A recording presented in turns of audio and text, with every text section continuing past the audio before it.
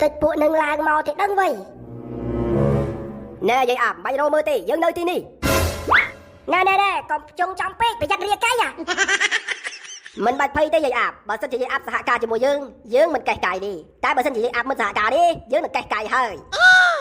នៅចាំកាលទៀតមិនលើកដៃយ៉ាងម៉េចវិញយើងមានដៃមកពីណាអាកញ្ចាស់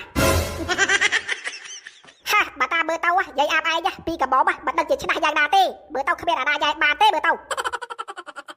ឯងនិយាយមកដូចគ្រូទាយអញ្ចឹងកាលពីយើងនៅកមុំយើងគឺពិតជាមនុស្សស្រីឆ្នះខ្លាំងណាស់ប៉ុន្តែស្ដាយស្រោយដែរអើយដោយសារតែអារឿងឆ្នះនឹងហើយបានជាយើងស៊ីងកមកដល់បច្ចុប្បន្នអាប់នេះ